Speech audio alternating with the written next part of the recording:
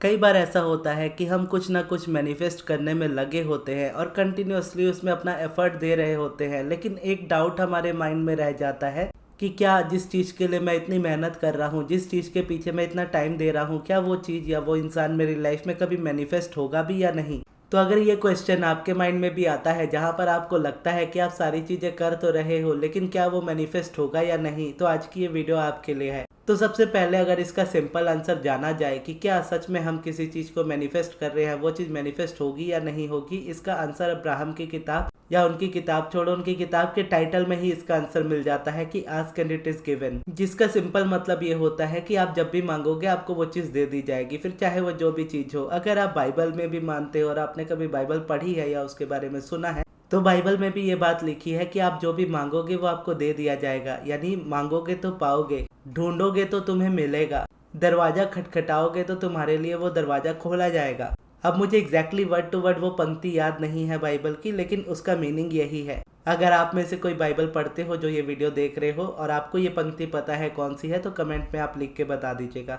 तो जब हम फिर इस बात को समझ जाते हैं कि ask and it is given का यही मतलब है कि हमें वो चीज़ मिल जाती है इमीडिएटली जब हम यूनिवर्स से मांगते हैं, फिर चाहे वो कोई भी चीज़ हो, तो वो चीज़ हमारी रियलिटी में क्यों नहीं है। क्योंकि इसका आंसर अगर आप देखोगे तो जैसे हम भगवान को देखते हैं या जैसे हम यूनिवर्स को देखते हैं तो एक नॉट अ फिजिकल फॉर्म में देखते हैं, यानी हमारी तरह एक फिजिकल बॉडी में हम यूनिवर्स को नहीं देखते हैं। हमें पता होता है कि वो एक ऐसी एनर्जी है जो पूरी दुनिया को चलाती है। तो जब हम कोई आस्किंग करते हैं तो उसका आंसर या फिर हमारी जो रियलिटी बनती है, जो हमारी डिजायर होती है, उसकी जो मैनिफेस्टेशन होती है, वो भी एक एक्चुअल वाइब्रेशन फॉर्म में होती है। और वाइब्रेशन फॉर्म भी एक्चुअल में रियलिटी ही होती है, लेकिन हम अपनी रियल रियलिटी यानी अपनी आंखों से जब तक चीज़ों को नहीं देखते हैं तब तक हम उस चीज़ को रियलिटी नहीं मानते हैं। लेकिन यूनिवर्स किस तरीके से देखता है कि आप कुछ भी मांगते हो, वाइब्रेशनली यूनिवर्स वो चीज़ आपको दे देता है। तो यूनिवर्स के लिए वाइब्रेशनल रियलिटी और रियल रियलिटी में कोई फ़र्क नहीं है, लेकिन वो फ़र्क हमारी आंखों में होता है, हमारे अराउंड होता है। हम उस चीज़ को उस तरीके से नहीं देखते, हम वाइब्रेशन को इस तरीके से देखते हैं कि वो चीज़ मेरी लाइफ में नहीं आई है, इसका मतलब है कि वो चीज़ मेरे लिए नहीं बनी है। तो इसका मतलब हम इतने सारे डाउट्स क्रिएट करने लगते हैं कि क्या ये चीज़ मुझे मिलेगी या नहीं मिलेगी,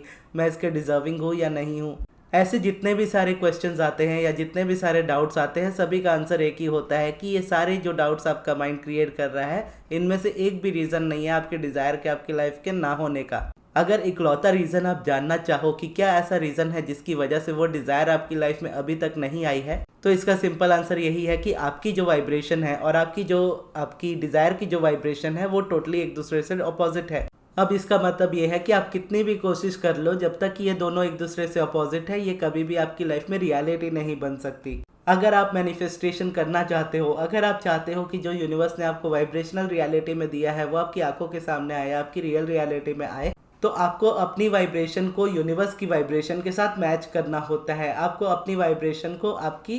पैरेलल रियलिटी या वॉर्टेक्स या जो भी आप बोलो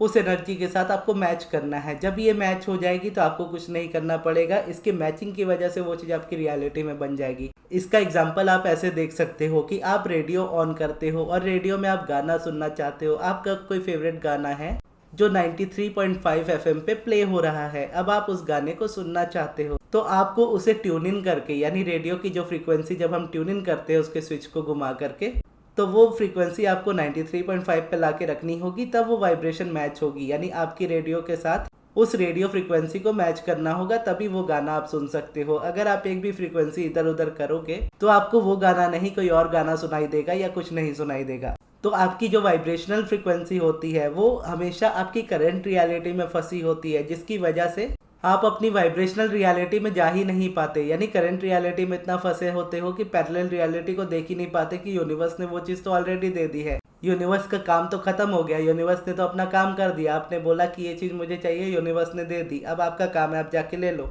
अब उसी के लिए हम सारी प्रैक्टिसेस करते हैं, यानी प्रैक्टिसेस जो बेसिकली होती है या माइंड रिप्रोग्रामिंग किसी भी तरीके की जब हम करते हैं, तो चाहे आप कोई भी प्रोसेस कर लो, वो आपका करंट रियलिटी से आपका ध्यान ही हटाएगी। चाहे आप मेडिटेशन करोगे तो मेडिटेशन करने पर भी आप जब ब्रीदिंग पे फोकस करते हो, आपकी रियलिटी में जो हो रहा है आप उस पर से ध्यान हटाते हो, यानी थॉट्स से ध्यान हटाते हो। थॉट्स क्या है? आपकी करंट रियलिटी को लेकर के जो थॉट्स है। तो जब थॉट से ध्यान हटता है, ओवर थिंकिंग से आप निकलते हो मेडिटेशन की वजह से, तो मेडिटेशन आपको वो अलाइनमेंट में लेकर के आता है जहाँ पर आपकी वाइब्रेशन मैच होती है पैरेलल रियलिटी के साथ, फिर वो चीज़ आपकी लाइफ में मैनिफेस्ट हो जाती है। जब आप पॉजिटिव एस्पेक्ट्स लिखते हो तो हर सब्जेक्ट के दो साइड होते हैं, एक पॉजिटिव साइड एक नेगेटिव साइड। जिस साइड को देखते हो वो साइड ज़्यादा आपकी मैनिफेस्ट होती है। तो जब आप पॉजिटिव एस्पेक्ट्स नहीं लिख रहे हो तो जाने अनजाने में आप करंट रियलिटी को देखते हुए नेगेटिव एस्पेक्ट्स पे ज़्यादा फोकस्ड हो जाओगे कि ये चीज़ ऐसी नहीं है जैसी मैं चाहता हूँ, वैसी नहीं है, मेरी लाइफ में ये चीज़ नहीं है, मेरी लाइफ में ये रिलेशन नहीं है, मेरी लाइफ में ये पर्सन नहीं है, या ये पर्सन ऐसा है, या ये जगह ऐसी है, या मेरी लाइफ ही ऐसी है, मेरी किस्मत ऐसी है, मेरी कुंडली ऐसी है। तो इस तरीके से हमारा माइंड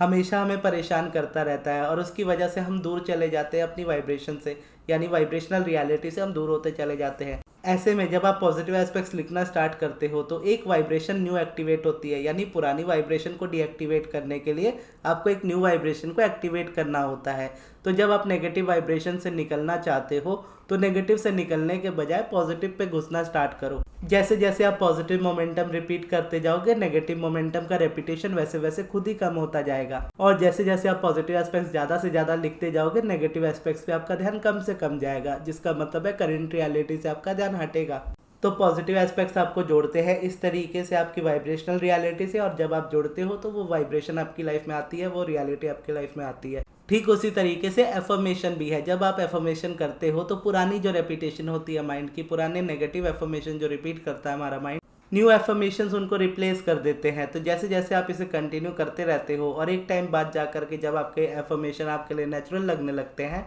तो उस वक्त ऐसा होता है कि आप नेगेटिविटी को छोड़ चुके होते हो, करंट रियलिटी को छोड़ चुके होते हो, और इस रीज़न की वजह से आप वाइब्रेशन रियलिटी से जुड़ते हो और वहाँ से मैनिफेस्टेशन आपकी लाइफ में वैसी होती है जैसी आप चाहते हो। ये ग्रेजुअल प्रोसेस है, इमीडिएटली आप इस चीज़ को नहीं कर सकते। इस जर्नी में आपको आगे बढ़ना होता है, और जैसे हर एक प्रोसेस को लेकर के बताया, इस तरह से बाकी जितने भी प्रोसेसेस हैं वो सभी भी इसी तरीके से वर्क करते हैं। यानी ये इम्पॉर्टेंट नहीं है, ये मैटर नहीं करता कि आप कौन सा प्रोसेस चूज करते हो, मैटर ये करता है कि आप किस प्रोसेस को कंसिस्टेंसी के साथ कर सकते हो। क्योंकि कंसिस्टेंसी के साथ अगर आप कोई प्रोसेस चूज करोगे और उसको करते रहोगे तो ही आप करंट रियलिटी से अपना ध्यान हटा करके एक वाइब्रेशनल रियलिटी में आ पाओगे। तो इसीलिए आप अपना प्रोसेस जो भी चूज करो वो टोटली आपके ऊपर है, कंसिस्टेंसी आपको ये रिजल्ट दे देती है। और फिर जब आप वाइब्रेशनल रियलिटी में आते हो तो एक एक करके आपकी सभी डिजायर्स आपकी लाइफ में रियलिटी में मैनिफेस्ट होने लगती है। तो आपको इसके लिए कुछ नहीं करना पड़ता, जिसका मतलब ये है कि आपको ये नहीं कहा जा रहा कि आप वाइब्रेशनली सिर्फ उसी सब्जेक्ट के साथ अलाइन हो तो ही वो सब्जेक्ट आपको दिया जाएगा। कहने का मतलब ये है कि आप स्पेसिफिक पर्सन को अगर मैनिफेस्ट कर रहे हो और उस पर्सन को लेकर के आप कोई भी प्रोसेस जब करते हो तो नेगेटिविटी इतनी ज़्यादा आती है कि आप उस प्रोसेस को कंटिन्यू नहीं कर पाते, या कुछ दिन प्रोसेस करते हो फिर किसी रीज़न से छूट जाता है या नेगेटिविटी और ज़्यादा बढ़ जाती है। तो ऐसे में ये ज़रूरी नहीं है कि आप उस पर्सन को लेकर के कोई टेक्निक या प्रोसेस करते रहो, क्योंकि वो आपको रेजिस्टेंस दे रहा है। तो जितना ज़्यादा आप उसे रिपीट करोगे आपका नेगेटिविटी ज़्यादा बढ़ना स्टार्ट हो जाएगा, जिसका मतलब ये है कि आप करंट रियलिटी से ध्यान नहीं हटा पाओगे। अब क्योंकि वो चीज़ ऑलरेडी आप मांग चुके हो, यूनिवर्स वो चीज़ ऑलरेडी आपको वाइब्रेशनली दे चुका है, तो बार बार उसे रिपीट करके आप अपने आप को परेशान ना करें। इस जगह पर आप अगर कोई दूसरा प्रोसेस भी चूज करते हैं जहाँ पर आप अपनी डिज़ायर, इस डिज़ायर के बारे में ना बात करके दूसरी डिज़ायर के बारे में बात करते हैं, जैसे ओवरऑल रिलेशनशिप्स होते हैं, या करियर है, मनी है, हेल्थ है, या किसी भी डिज़ायर पे ना फोकस करके सिर्फ मुझे खुश रहना है, मुझे अलाइनमेंट में रहना है, इस तरीके से भी जब आप फोकस्ड होते हो तो करंट रियलिटी में आपका जिस भी जगह पर ध्यान है, जिस जगह पर ध्यान है, हर चीज़ों से आपका ध्यान हटना स्टार्ट हो जाता है। और जब उससे ध्यान हटता है